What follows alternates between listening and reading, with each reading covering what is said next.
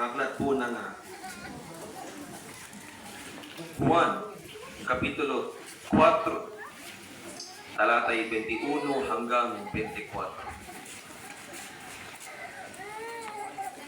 John chapter 4, verses 21 to 24.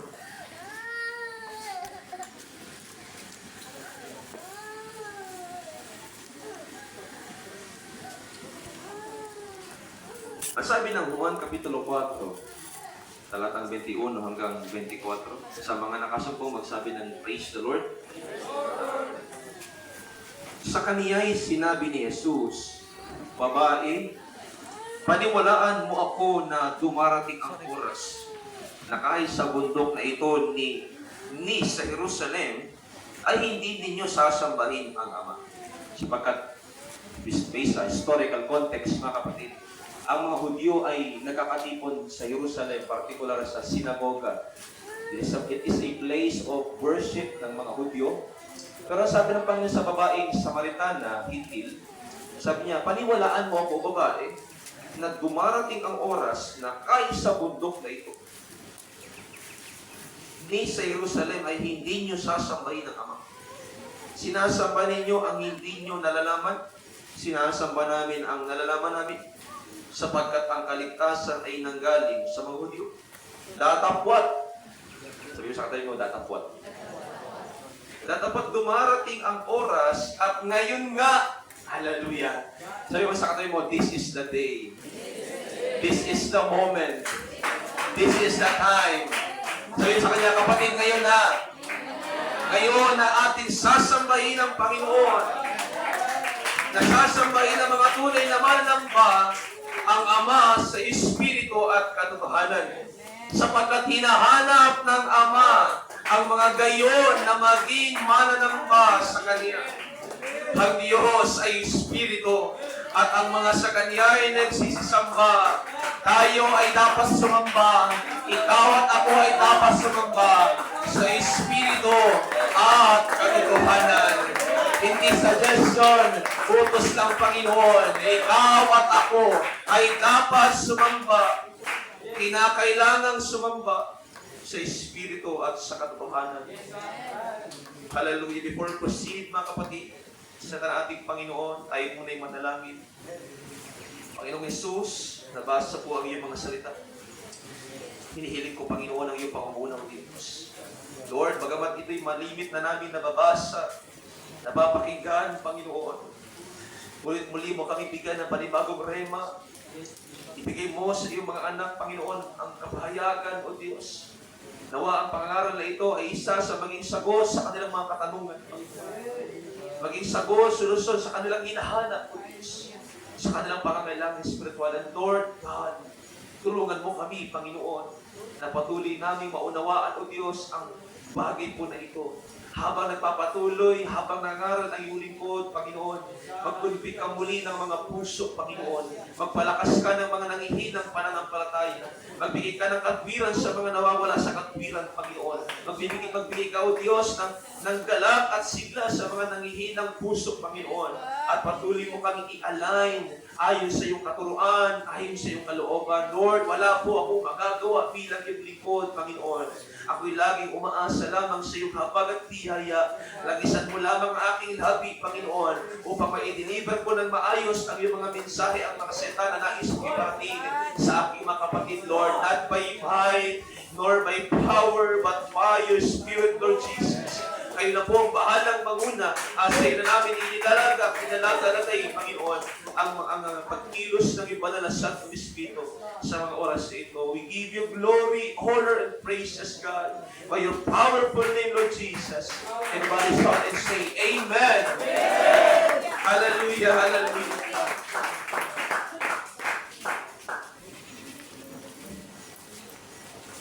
Sabihin po natin sa ating katabi ang pamagat ng ating mensahe. Pinamagat ko po ito, mga kapatid, na the importance of worship. Sabi mo sa kanya, Francis, mahalaga ang pagsamba sa Diyos. At malalaman niyo po, mga kapatid, kung ano po itong pagsamba na ito na nakisiguro sa atin ng ating Panginoon. Bless us everyone, makakaupo na po kayo ng ating ganda po ng ating binasang talata sa Kapitulo 4, talatang 21 hanggang 24 ng buwan. Na kung saan ay kausap ng ating Panginoong Yesus ang babaeng Samaritan. Isang hintil, isang pagano, hindi kabilang sa pinangakuan ng Diyos. Ngunit dahil sa pagkakatawang tao ng Panginoon, mga kapatid, sabi ng Biblia, wala ng Hudyo, wala ng hintil. Wala ng pagano, wala ng Hudyo, wala ng uncircumcised sa circumcised. Wala ng mahirap, walang mayaman, walang mababang klase ng tao, walang mababang klase ng pamumuhay, walang mataas. We are all equal and one in Christ. At ang ganda ng sinabi ng ating Panginoong Yesus, mga kapatid, na kung saan ay sinabi ng salita ng ating Panginoon, ang mga sumasamba sa Kanya, ang mga anak ng Diyos na Kanyang tinawag, ay sasamba sa Kanya. Amen. Sinabi ng Panginoon na hindi lamang sasamba, kundi dapat sumamba sa Espiritu at katotohanan.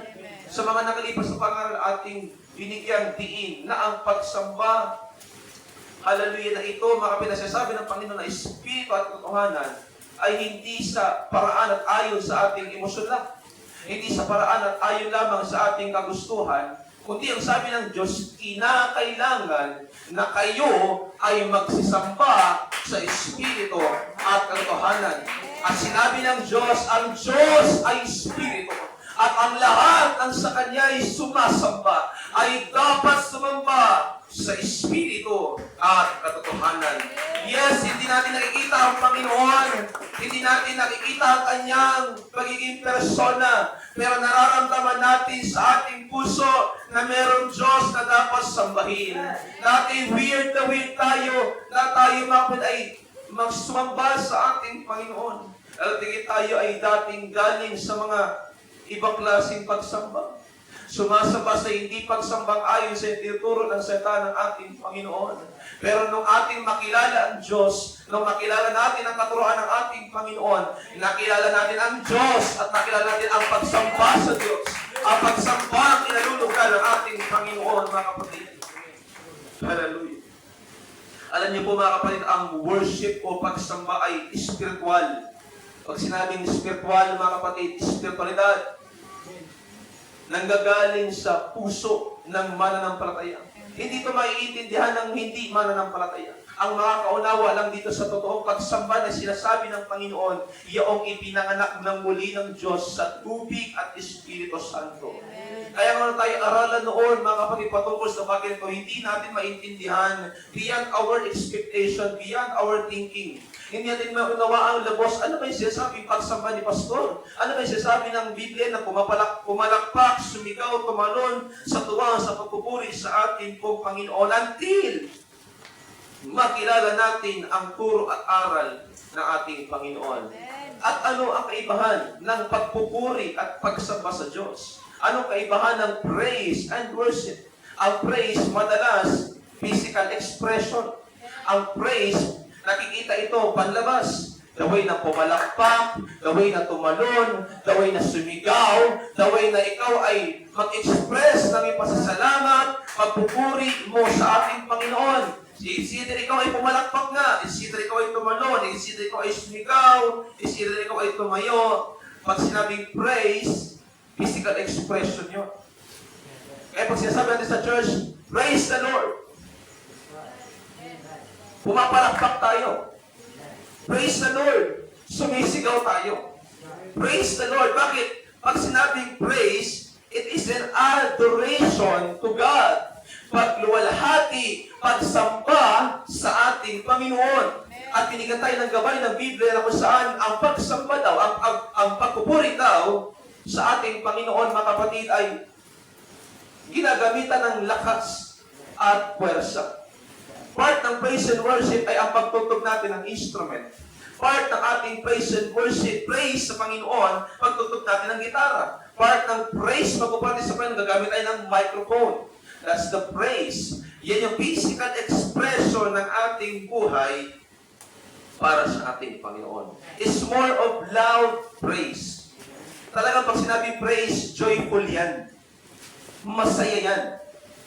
Talagang tatalon, sisigaw ang tao sa pagpupuri sa atin pong Panginoon. Pagka sinasabi namang worship, ang pagsamba o worship, it is a spiritual, nanggagaling sa puso ng tao. Pag sinabing worship, binigyan tayo ng definition ng Biblia. Sa Genesis chapter 22, kung inyo maalala, si Abraham. Diyos ay utusan ng Panginoon na, Abraham, ihandog mo ang iyong kaisa-isang anak na si Isaac at italaga mo siya sa akin. Now, sabi ng Biblia, sabi ni Abraham, sa Genesis chapter 22, sabi niya sa dalawang alipin na kasama niya, hallelujah, sabi niya sa dalawang alipin kasama niya, dito muna kayo sa baba.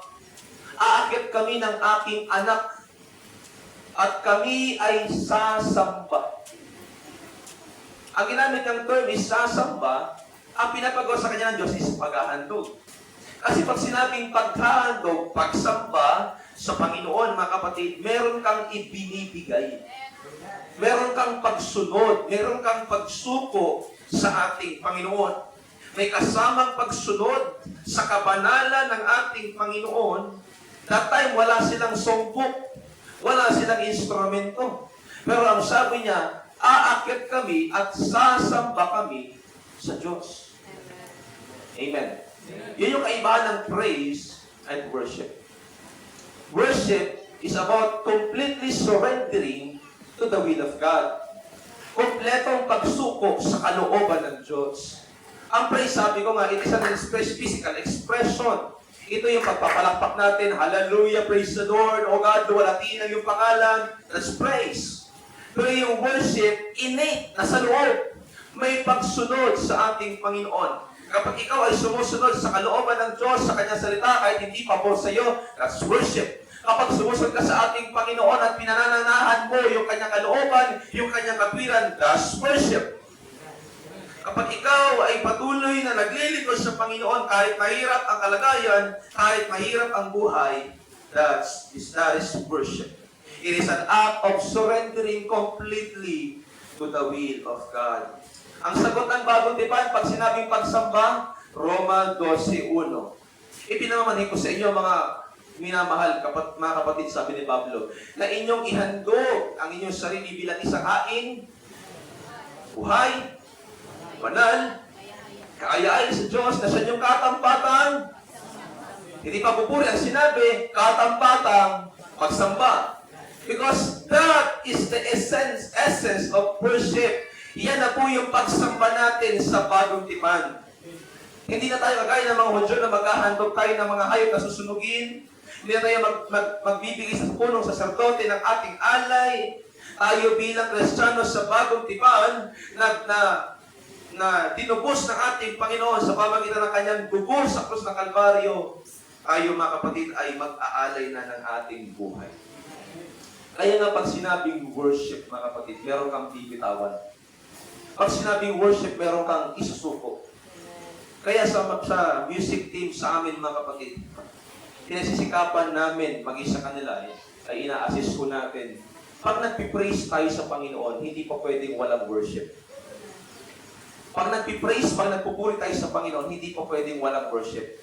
Kaya nga magkasama po yung dalawang yan. Konektado ang dalawang yan. Praise and worship. You adore God, you honor God, pinoproklama mo na siya'y mabuti, siya'y tapat, siya'y banal, pero dapat may pagsunod. Dapat may pagsuko sa Panginoon, sa kalooban ng ating Diyos. Kasi hindi magiging praise ang praise kung walang worship. Actually, pag ikaw ay nag-worship sa Panginoon, pag ikaw ay nag-praise, pag ikaw ay nag-praise sa Panginoon, pumalakpak ka, sumigaw ka, tumalon ka, sumayaw ka, susunod na lamang yung worship. Kaya mapapansin nyo kapag nag-praise tayo sa Panginoon, mga kapatid, kahit joyful man o solemn, di ba lumuluhod ka? Di ba, Lord Jesus, purihin ang iyong pangalan, Panginoon. Sinasamba ka namin sa Espiritu ng Katotohanan. Ikaw ay dakila, ikaw ay mabuti. Sa Diyos, ikaw ay tapat sa aming buhay, Panginoon. Kasabay, hallelujah, kasabay ng praise, may worship. Kasabay ng proklamasyon, may pagsuko ng buhay, may pagsisisi ng kasalanan sa ating Panginoon. And church, hindi napakahalagang elementong dapat matutunan ng mga Kristiyano. Ito yung mahalagang elemento, mahalagang bagay. Maunawaan ngayon ng maraming Kristiyano. We're not just praising the Lord. We are worshiping God. Hallelujah. Hindi lang tayo nagpupuri, hindi lang tayo nakikita na tayo mga kapatid ay nagsasabi ng hallelujah. Praise the Lord. Amen. Jesus Christ, hindi lamang muna sukat ang lahat doon. Kinakailangan may worship, kinakailangan may pagsunod, kinakailangan may pagsuko, kinakailangan may obedience sa ating Panginoon. Hindi magiging karapat-dapat ang ating handog sa Diyos kung ang ating pagpupuri ay walang pagsamba. Kaya sabi ng 12:1, ihandog nyo sa Diyos. Ako pili ni Pablo sa mga taga-Roma, ihandog nyo sa Diyos ang inyong mga sarili bilang isang haing buhay. Worship, banal, worship, kaaya-aya, na siyang karapat-dapat na pagsamba. Hindi malulugod ang Diyos sa pagsasabi lang ng amen, ng praise the Lord, ng hallelujah, ng glory to God. Kinakailangan may worship. Meron kang sinuko, meron kang sinusuko. Hallelujah, somebody praise the Lord. Come on, hallelujah, God.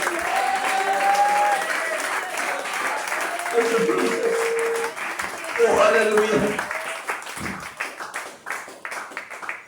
Merong shifting na nangyayari, mga kapatid. From physical form to spiritual surrender.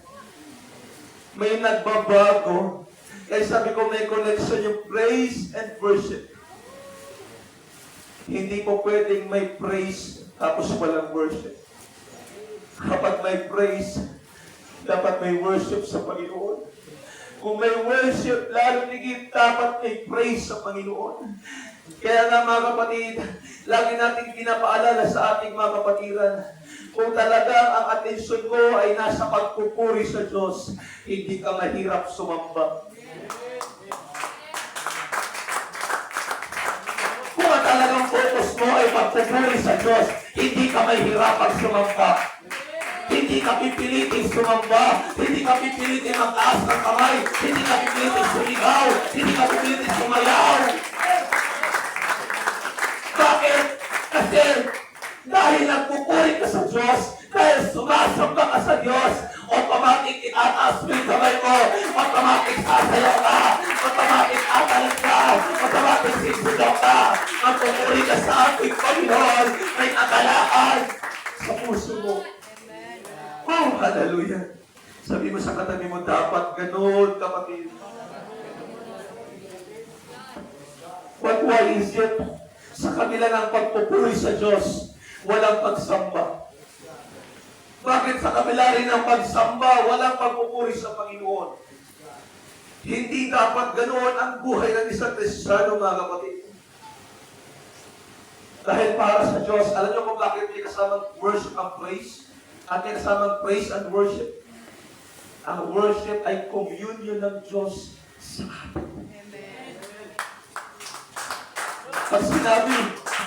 Pag sinabing communion, dito siya mag-dwell sa atin.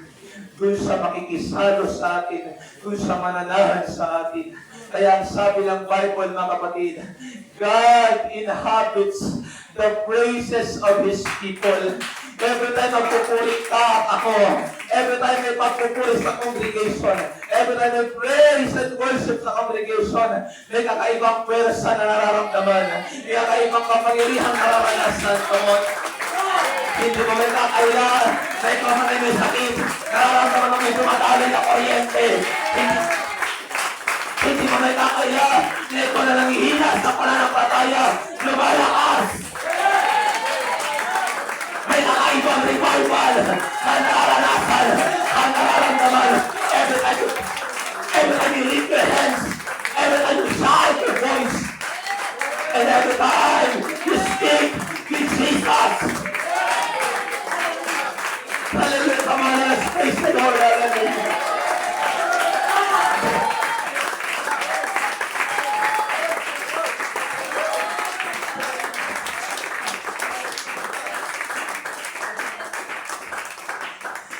kapag nagsumasamba ka sa Diyos at nagpupuri tayo sa Kanya, naiiyak ka, may bumabagsak na luha, may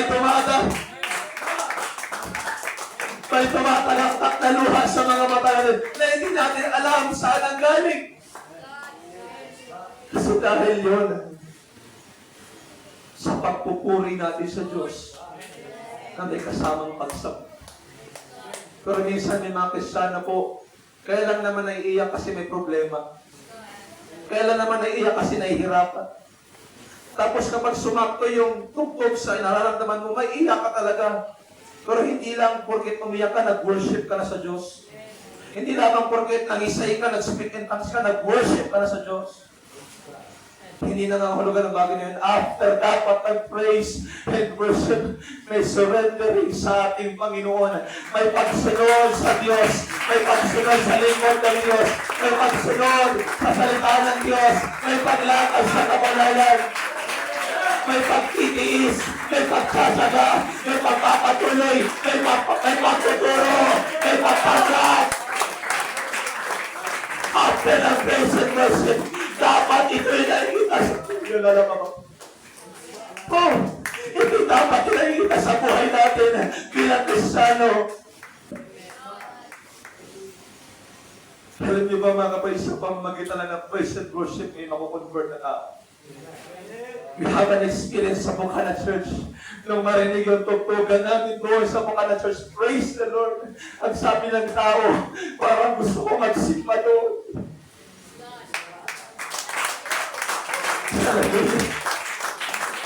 Para akong inaakay sa gawain ng Panginoon. Praise God, thank you Jesus. I remember Joelyn Gabukos. Thank God. Last week, nag-chat siya sa akin, Pastor, saan dito yung gawain sa Leo Church? Still remember Joelyn Gabukos. Yung pamilya na nating minisyonan doon nung lamay. Pastor mo, buwan yung binilang. Bago ko narinig sa kanya yun, mula sa kanya. Kasi kung hindi nyo nalaman, mga kapatid, siya nagkasakit. At ang findings ng makinis sa kanya, wala kami makita ang sakit mo. Every time nakikita ko yung kanyang post, sabi ko sa kanya, kapatid, tinatawag ka ng Diyos. Every time nakikita ko yung kanyang post, sabi ko, kapatid, kailangan mo yung Diyos. Nandun sinisil lang yung message natin. Nag-heart up lang sa message natin. Naniniwala siya may Diyos, naniniwala siya sa salita ng Diyos, pero nanihirapan siya mag-desisyon sa Diyos. Amen. Pero alam niyo ba, one day, ito lang, may nung kanyang marinig yung praise and worship doon sa Christian Fellowship. Doon sa Leo, kasi ang bahay po nila mga kapatid ay malapit ang sa elementary ng Villa Libertad. Nagtaka ako mga kapatid kasi sabi niya, Pastor, nung narinig ko yung praise and worship doon sa Christian Fellowship kay Pastor sa Senya, naantig yung puso ko at parang gusto kong magsimba. Pero ito yung isa sa pinagpapasalamat ko sa Panginoon. Nagtataka ako lubos. Ang lapit niya na doon sa simbahan. Pero nagtanong pa sa akin, Pastor, meron pa bang ibang simbahan dito sa Leo? Sabi ko, Lord, this is not a coincidence. This is not an accident. It is your plan. Sabi ko, kapatid, meron at meron. At kilala ko ang pastor natin dyan sa Leo, sa FCJC. Inintigan ko kagad siya kay Sister Queenie, yung assistant ng Villa Libertad Church. Sabi ko, pakisundo ito si Jerlyn. Pakialalayan na lang siya sa linggo para siya makapagsimba. The next day, Wednesday, naka-attend siya ng midweek service. At sumunod na linggo, naka-attend siya ng gawain ng ating Panginoon. That's the power of grace and worship. Nabigay ko nandun yung presensya ng Diyos. Nandun yung anointing ng ating Panginoon. Nandun yung kapangyarihan ng Diyos. Merong lalaya, Meron nakakaramdam. Meron tao magre-respond. May tao tatawagin ang Panginoon. At masasabing, gusto rin namin ng puri. Gusto rin namin sa bangka. Para sa atin, nag-aawitan lang tayo, maybe. Para sa atin, umaawitan tayo sa church. Pero pag ito'y nakatin sa labas at may anointing ng Diyos, mag-iibig ako ng tao. That's why music team, nawa naunawaan nyo bakit kinakailangan natin mag-pray, bakit kinakailangan natin mag-fasting, bakit kinakailangan natin magkaroon ng devotion. This is the reason why. Ito yung dahilan. Bakit may sanctification? Bakit may consecration? Bakit mo kailangan pakabanalin ang iyong buhay, ay iyong sarili? Bakit mo kinakailangan umiwas sa makasalimot na gawain? Because worship can use God. Gagamitin ng Diyos yung praise and worship. Para sa mga tao. Karating ito mga tao, naghahanap ng katotohanan sa ating Panginoon. Hallelujah. At dahil doon sa worship, doon nagkakaroon ng communion ang Diyos sa kanyang mga anak.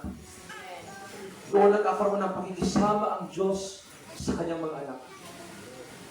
Kaya pala sinabi ng Panginoon, kinakailangan kayo ay magsisamba sa Espiritu at buhay. Kasi pala, doon sa makakilos, doon sa magkakaroon ng access sa atin. Kaya pansinin niyo yung mga taong depressed, pag nag-worship sa Panginoon, nagiging blessed. Come on. Kaya yung church, yung mga taong minsan na backslide, doon na-engage sa praise and worship, na-restore.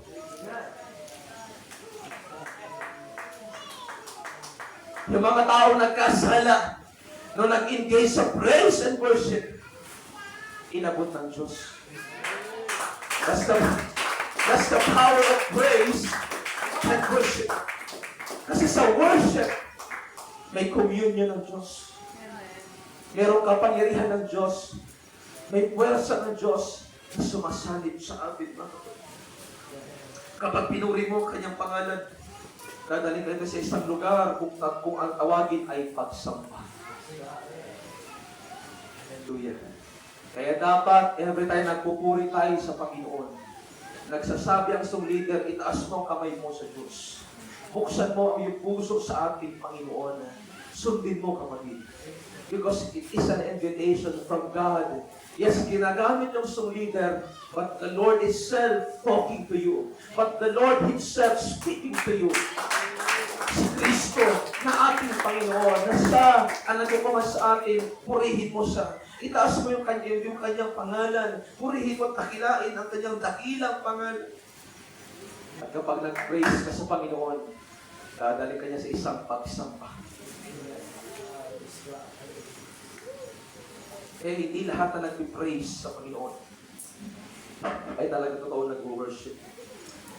Kasi kung ang tao nag-praise at siya'y madala sa worship, sabi ng Panginoon, kung nasaan ang Espiritu ng Diyos, doon may kalayaan. Amen. Pero maraming Kristiyano, balot pa rin mga kapatid ng disappointment. Balot pa rin ng depression. Balot pa rin ng stress. Balot pa rin ng kabalisan. Negative thoughts. Intrusive thoughts. Balot na balot pa rin ang mga negatibong bagay sa buhay. Nag-praise naman. Pero baka walang worship. Church, again, we're not just praising the Lord. We're not just adoring God. Dapat may worship. May full submission sa presensya ng Panginoon. At doon sa pagsamba naman siya, kung saan may encounter mo ang Diyos, doon masasabi, Lord, I will be what you called me to be. Saan naman ako subuhin, doon mo ko dahil. I will obey you, I will honor you, I will love you with all my heart, my soul, mind, and strength. Hallelujah. Kay pray sa pangalan ng ating Panginoon ang Dagmay Church habang tumatagal. Hindi lang natin pinupuri ang Diyos sa panlabas, sasambahin natin ang Panginoon sa loob. Oh, bigat na bigat ako. Problemado ako. But I will choose to worship God. I will choose to praise the Lord. Kahit problemado ako, kahit namatayan ako, pipiliin ko, purihin ang Diyos, sambahin ang Panginoon. Dahil wala ako magagawa sa aking buhay. Dahil nakita ko ang kabutihan ng Diyos. Dahil naramdaman ko ang pag-ilos ng Panginoon sa aking buhay. And church, lagi ko pong sinasabi sa inyo mga kapatid, kung ang kapatiran sa church, nakita nyo nagsirkus-sirkus, nakita nyo mga kapatid na talagang naglulupasi sa pagpupuri sa Panginoon, huwag nyo silang pipigilan. Bakit? Kasi baka sa kanila, ito lang yung araw na kung saan malaya silang makakapagpuri sa Diyos. Baka sa bahay nila, nalilimitahan din silang magpuri. Baka sa bahay nila, nalilimitahan din silang sumigaw, pumalakpak sa ating Panginoon. Pagbigyan niyo po yung katabi niyong sumisigaw, umiiyak, tumatalon, sumasayaw, para lamang sa pagpupuri at pagsamba sa ating Panginoon. And I suggest sa mga kapatiran po natin na bless ng praise and worship sa ating church, mga kapatid. Do not hesitate to praise and worship the Lord. Walang problema umiyak ka. Walang problema tumalon ka. Walang problema sumaya ka. Walang problema umikot-ikot ka sa upuan. Mas problema kung ang sumasamba sa Diyos ay himig lang. Mas problema kung ang sumasamba sa Diyos, amimik lang. Mas problema kung sumasamba sa Panginoon, mga kapatid, walang ginagawang aksyon sapagkat ang tunay na pagpupuri sa Panginoon nangangailangan ng pwersa at atas. Kaya sa mga oras na ito, kung pinukundik ka ng ating Panginoon to praise His name and to magnify His name, do not hesitate. Do not hesitate. Magmula sa oras na ito, hanggang mamaya paglapit mo, do not hesitate. Huwag kang mapapatigil. Huwag mo hayaan may pumigil sa'yo. Malaya ang sumamba, malaya ang magpuri, malaya ang sumigaw, malaya ang... Come on, hallelujah! Come on, hallelujah! Praise the Lord! Praise the Lord! Yes! Yes! Oh, Jesus, hallelujah! Ilang oras na lang ang gawain natin. Ilang minuto na lang ang gawain natin. Do not hesitate.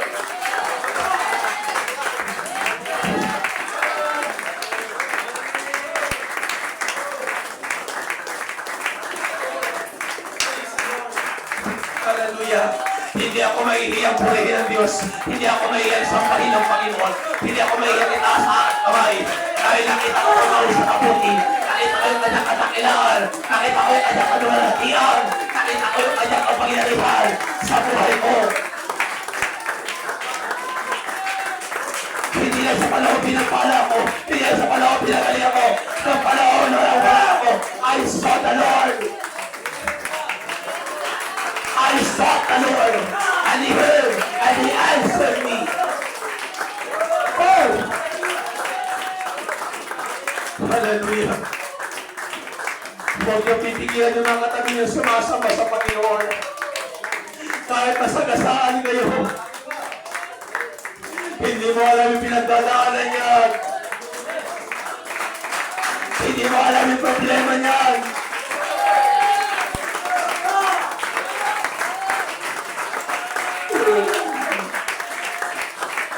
Hindi mo alam yung nararanasan niya sa buong isang linggo.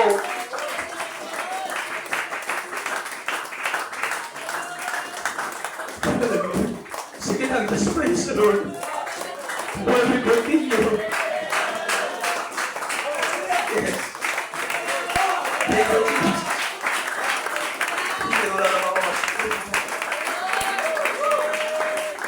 Oh, help us, Lord Jesus. Help us, Lord. I remember Mary, yung panahon na si Jesus Christ, nasa bahay ni Simon. Dala-dala niya yung alabastro ng pabango. Mapapalapit siya sa Panginoon. Siya'y lumuluhod. Siya'y nagpapakumaba sa Panginoon. Yung ipulos ni Mary, yung pabango sa paanan ng Diyos. Ang sabi ni Judas, anong layunin, bakit binuhos yung pabango? Dapat binenta na lang yan sa maraming tao at ibahagi sa mahirap. Yung mga disciple na kasama ni Jesus Christ, dapat sana nakakaintindi kay Mary. Sinusgahan si Mary. Kinundina si Mary. Pinigilan si Mary.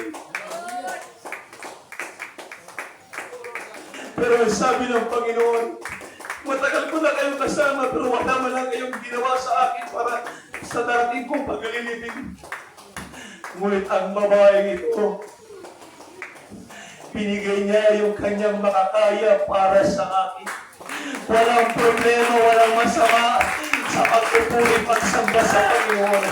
Walang masama, walang magiging problema sa Diyos. Kung luluhod ka, kung tatalon ka, kung sasayaw ka, that is praise and worship.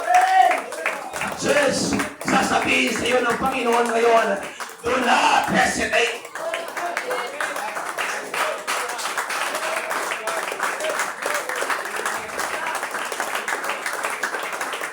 Ano bang kasalanan mo na nagawa sa nakaraang linggo? Do not hesitate to praise the Lord. Kung may pulpingin sa iyong demonyong espiritu ng kasalanan, ng lungkot, ng kabalisaan, do not hesitate. Huwag mo hayaan, higilan ka. Huwag mo hayaan, nagmamulahin ka ng takot.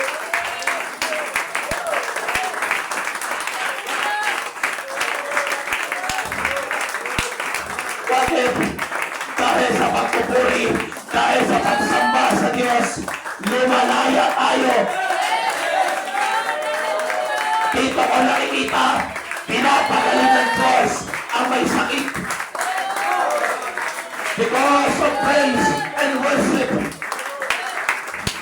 maraming na-restore na pananampalataya ang Panginoon. Maraming demonic forces na inalis ang Diyos.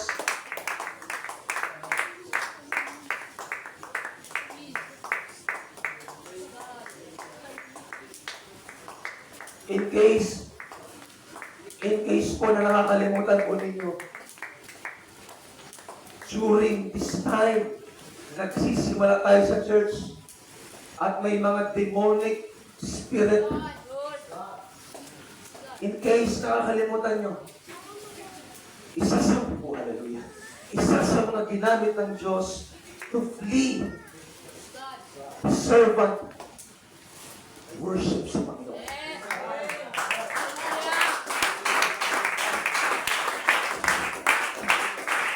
In case nakakalimutan nyo mga kapatid, nung nag-start tayo magpuri sa Diyos, nung nag-start tayo umawit sa Panginoon, hindi maintindihan ng Diablo kung saan sa pupunta. Nakita ng dalawang mata ko kung paano kumilos ang Diyos sa mga taong yun. Paano kumilos ang ating nakita ng ating mga mata. Bakit po na yun, mga kapatid? Sabi ni Judas, anong layunin? Bakit kinakailangang ibuhos yan? Hindi nila naiintindihan yung ginagawa ng babae. By the way, si Mary, siya mismo yung Mary, nakasama ni Jesus sa John 11, nakita niya yung miraculous thing na ginawa ng ating Panginoong Jesus. Binuhay si Lazaro. Hallelujah. Binuhay si Lazaro. Amen? So nakita ng dalawa niyang mata. Ito yung buhay. Kasi John 11:25, sabi ng Panginoon, ako ang buhay at ako ang muling pagkabuhay. Bagamat mamatay ang sino man, muli siya mabubuhay. Maaaring sa isipan niya, ito yung buhay ko . Yung Diyos na nagkatawang tao, yung Diyos na nagpatawad ng kasalanan ko, Bakit ako mahihiya? Bakit ako natatakot? Bakit ako magtatago? And say, tanong ko sa'yo, bakit ka mahihiya? Bakit ka matatakot? Bakit ka magkakalangan? Hindi naman nag-alangan ang Diyos sa'yo. Hindi naman nagpapaya ang Diyos sa'yo. Hindi ka na kinalimutan ng Panginoon.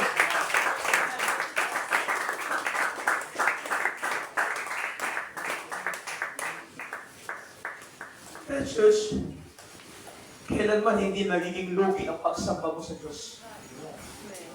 Kailanman hindi magiging lugi ang pagpupuri mo sa Diyos. Hindi magiging sayang ang pagpupuri mo at paglilingkod sa ating Panginoon. Yung pagsamba mo sa Kanyang pangalan. And I praise God and I thank God sa buhay niyo ngayon. Bakit po? Hindi lang po kayo nakasimba. Kayo rin ay nakasamba. Sabi ko kayo na yung worship, yung pagsamba, it is an act of surrendering completely to the will of God. Salamat, hindi ka pinag-ibabawan ng trabaho mo sa bahay. Salamat, hindi ka pinag-ibabawan ng deadline sa school, ng deadline sa trabaho. Salamat sa Panginoon, hindi nang ibabaw sa iyo ngayong umaga yung sarili mong emosyon, yung sarili mong intensyon. Hindi nang ibabaw sa iyo yung antok, yung puyat, yung pagod. Praise God! Ikaw ay nakasimba at ikaw ay nakasamba.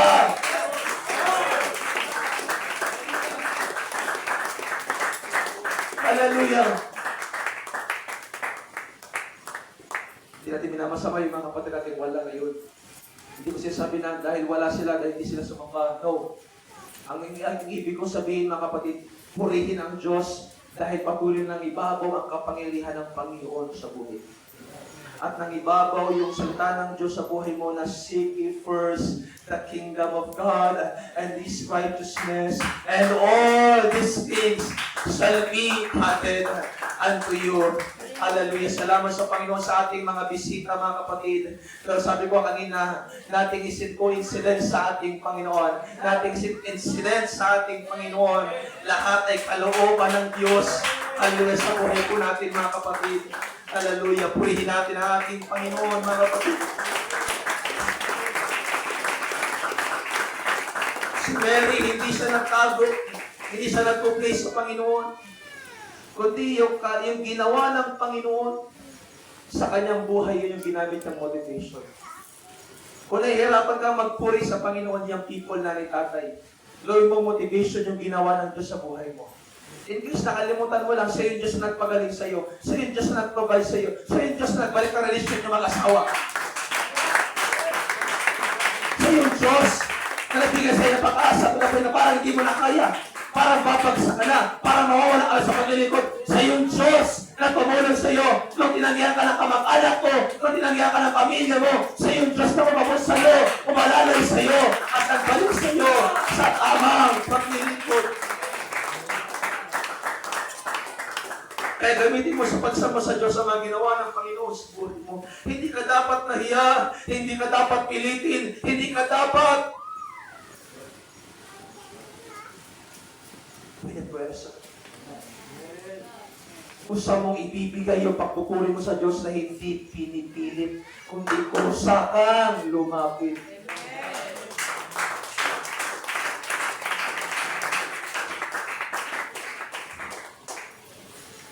Kung problema ay gawain ng Diyos, at kung problema, programa ng Diyos, tandaan nito, bakit may nag-benefit? Bakit ikaw lang yung depressed, ikaw lang yung stress, bakit sila hindi? Take note, church. Take note. Again, kung problema service, kung problema programa ng Diyos, ng gawain ng Diyos, bakit yung kanang mo bless, ikaw stress? Di ba dapat lahat? Di ba dapat lahat? Di ba dapat affected tayo? Kasi we are one in Christ, we are one in Spirit. Isang Diyos, isang Panginoon, isang Diyos, isang bautismo, isang Espiritu. Ephesians chapter 4. Dapat di ba, apektado rin lahat? But why is it? Yung katag mo, bless. Wala natin stress. Yung katag mo, malaya, ikaw nakakulog pa. Is there something sa praise and worship? No. I thank God and I praise God kahit hindi tayo ganun kagaling as nag-musician, music team. Praise the Lord, yung anointing ng Diyos na benefit natin. Praise God, praise God. Praise God. Kasi po sinurship may mga lumalayang tao. Praise God. But I do believe, hindi problema yung programa ng church. Hindi problema yung nasa church. Ikaw ang may problema. Yung sarili natin ang may problema. Kasi bakit ang iba galak-galak? Problemado rin yan. Hindi mo nga alam, mas problemado pa siguro sa yan eh. Mas broken pa nga siguro sa yan eh. Pero bakit siya nagagawa niya tumalon? Nagagawa niya pumalakpak na parang wala nangyayari. It is because may sinukol sa Diyos. Dahil may binigay siya sa Panginoon. Dahil may sinukol siya sa Diyos. Dahil may pagsuko, may pagsunod. At Lord, hindi ko kaya, pero ikaw nang bahala. I will praise you. I will honor you. I will adore you. Kakalimutan ko yung aking nararamdaman. Kakalimutan ko yung aking nararanasan para lang parangalan ka. Kaya na yung nasulat ng puso basag ng peace, pray, worship. Sabi niya, ito ang alay ko ay puso basag. Basag na nga, iaalay mo pa. Pero yun ang gusto ng Diyos. Kahit basag, ialay mo. Kahit basag, ialay mo. Kahit pagbag, ilaglag mo. Hallelujah. Praise God. Yun ang kalooban ng Diyos. Bakit? Paano ka lalaya kung hindi mo ibibigay? Paano ka ma-restore kung hindi mo ibibigay? We don't deny the feelings, we don't deny the emotions, but we are declaring the truth. Through praise and worship, we are declaring, pagkakainin ako ng Diyos, masasaganahin ako ng Panginoon. Iangahon ako ng Diyos. Sasamahan ako ng Panginoon. That's the faith.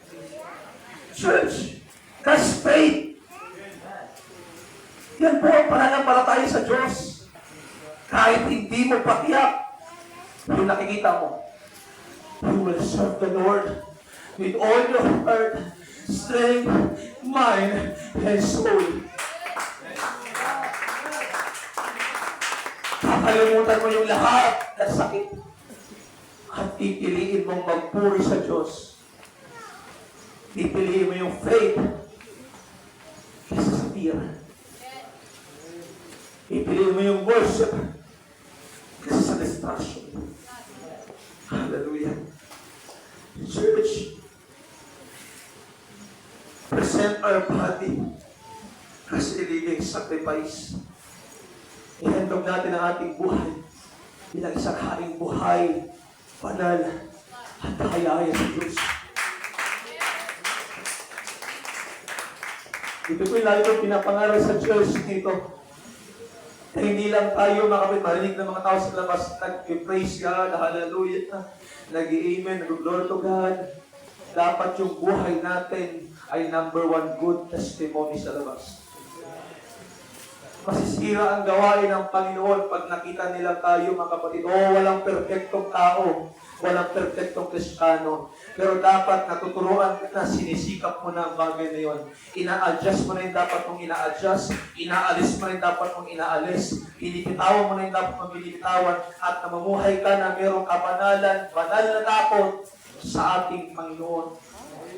Kaya nga, Christian, followers of Christ, disciple ng ating Panginoon. Yung kanyang ginawa, yun ang ating gagawin. Yung kanyang lakad, yun yung ating lalakaran. Ayaw ko pong mangyari, mga kapatid. Ayaw ko pong maulit pa na mapulaan tayo sa labas, mga kapatid, dahil po sa ating mga maling ginagawa. Dahil po sa ating mga pag-uugali, mga kapatid. Ayaw ko pong maparatangan tayo. Tatanggapin ko, kung sabi ko nga, tatanggapin ko kung maparatangan tayo sa labas. Ang mga Pentecostal dyan sa gitna, hihigay magpuri. Ang mga Pentecostal sa labas, sa gitna, ang gugulo nila magpuri. Tanggap ko yun.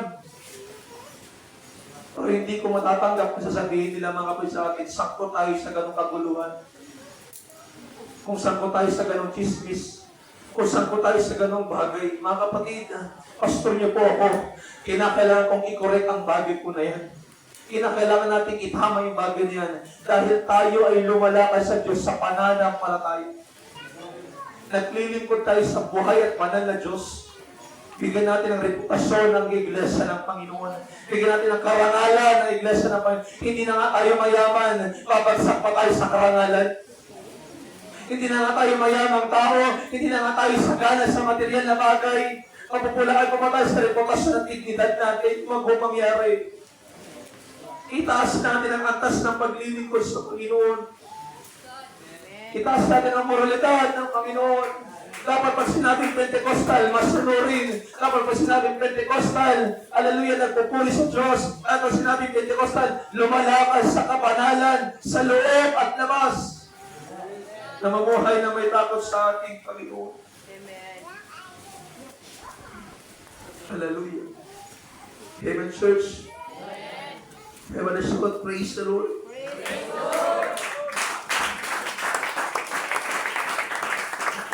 Sa totoong pagsamba, may paglakad sa kabanalan. Kung wala tayong paglakad sa kabanalan, mga kapatid, questionable ho ang ating pong pagpupuri, pagsamba sa Panginoon.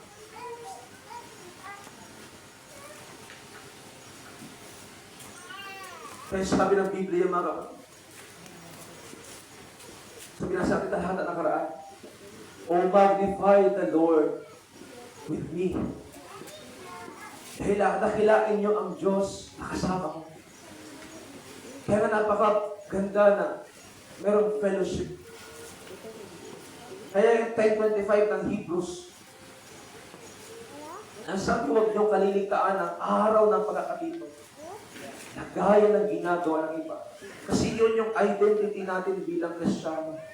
We worship God not in private part of our lives, but even in public. Nagtitipon-tipon tayo, nagsasama-sama tayo, sumasamba tayo sa Panginoon bilang iisang anak ng Diyos. Kaya sabi ni David sa Psalms chapter 27 verse 4, kaya isang bagay lang aking hiniling. Isa lamang talaga ang aking hangarin. Ang tumira sa templo niya habang buhay, upang kagandahan ni Yahweh ay aking mapagmasdan at tukoy humingi sa kanya ng pagtubay. Ay pray, nag-enjoy tayo sa pagpupuri natin sa Panginoon.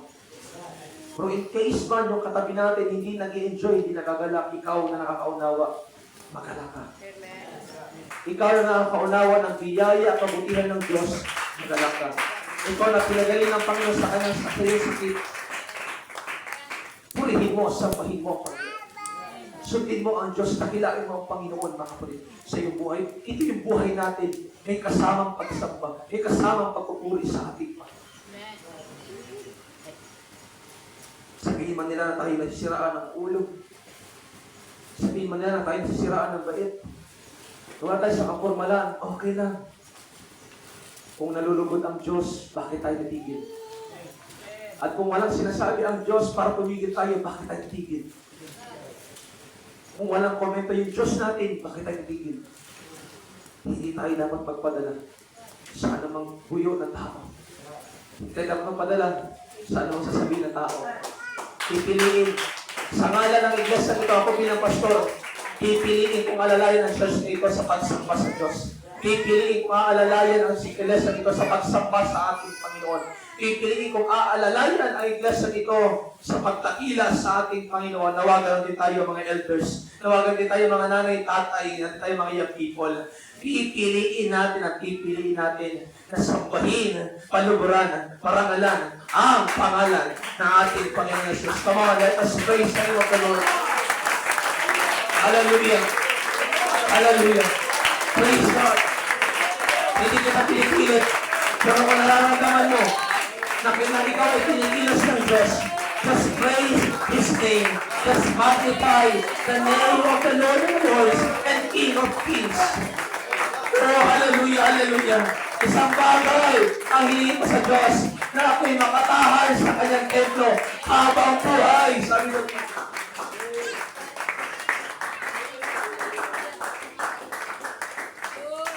Kaya kahit mahaba yung pangaral, Lord, I will praise you, God. Kahit mahaba yung gawain, Panginoon, I will praise you, Lord. Kahit mag-overtime kami, I will praise you, Lord. Okay lang, okay lang. Okay lang mga kapatid. Kasi sa iba, minsan lang ang araw ng linggo. Huwag ka mapapadasa sa akin, ang tagal naman. Huwag ka mapapadasa sa akin ng iba, ang tagal ni Pastor. Alam ko, nararamdaman mo sa puso mo, minsan lang mag-Sunday.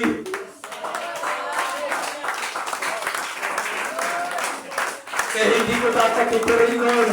Ibibigay ko yung lakas ko, yung buhay ko, yung puso ko sa pagsamba. Kasi after nito, lalaban na naman ako.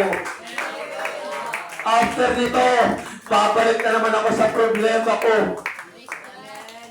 Pero at least, Lord, binago mo ako. At least, Lord, binigyan mo ako ng lakas na harapin ang mga hammer sa buhay.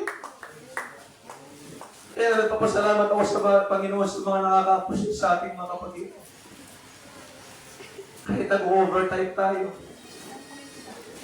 Pero salamat sa Panginoon. Hindi tinitid ang ating mga kapatid. Hindi kapos. Hindi tinitid. Kundi talagang dines ng ating Panginoon. Hindi nga lang dahil sa programa, sabi ko, hindi lang dahil sa programa, may ginagawa ka rin. May pinipili ka rin pagsamba, pagluwalhati, pagpupuri sa ating Panginoon. Amen. Someone, here in this congregation, once and for all, purihin natin ang Diyos. Yes.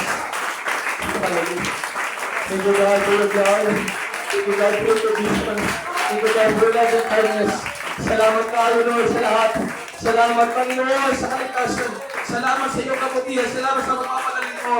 Aman, kailangan ko ng someone na magpupuri sa Diyos. Kailangan ko sa harap ng sasama sa Panginoon. Kailangan ko sa harap na hindi mahihiyan lumapit sa ating Panginoon para nakilala ang kanyang pangalan. Kailangan ko ng someone. Kailangan ko ng mga kapatiraw ng mga taong magpoproclaim, magpopress ng kabutihan ng ating Panginoon sa kanyang buhay. Come on, lumabas ka sa iyong kinalalagyan. Lumabas ka sa iyong comfort zone.